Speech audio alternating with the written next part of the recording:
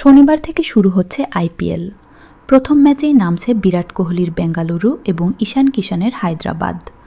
আন্তর্জাতিক টি-20 থেকে অবসর নেওয়া কোহলিকে আবার সংক্ষিপ্ততম ফরম্যাটে দেখা যাবে। ম্যাচের আগের দিন কোচ অ্যান্ডি ফ্লাওয়ার বলে দিলেন সাফল্য পেতে মরিয়া কোহলি। ফ্লাওয়ার বলেছেন, নেটে কোহলির ব্যাটিং খুব কাছ থেকে দেখছি, নিজের সেরা ফর্মে রয়েছে ও, দুর্দান্ত ফিট, প্রতিদিন পরিশ্রম করছে, ক্ষুধার্ত হয়ে রয়েছে। অবশ্য ও বরাবরই তাই, মানসিকভাবে কোহলি নিজেকে নিয়ে স্বস্তিতে রয়েছে। পেশাদার ক্রীড়াবিদ হিসাবে নিজেকে প্রমাণ করার জন্য মুখিয়ে রয়েছে। দেশের হয়ে জানুয়ারিতে শেষবার কোহলিকে দেখা গিয়েছিল, আবার নামছেন 2 মাস পর। মাঝের এই বিরতিকে পাত্তাই দেননি ফ্লাওয়ার। বলেছেন, আমরা এটা নিয়ে কথা বলেছি, আমি বরাবর দেখেছি সেরা ক্রিকেটারেরা অনুশীলন এবং ম্যাচকে একই চোখে দেখে।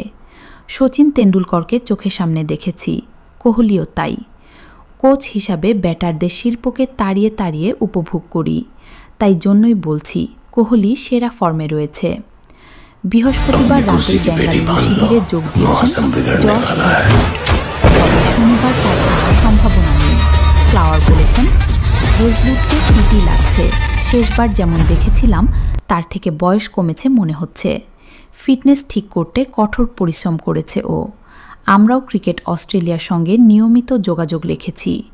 ওকে সাজঘরে পেয়ে দারুণ লাগছে, তবে কালকের ম্যাচের জন্য ও তৈরি নয়।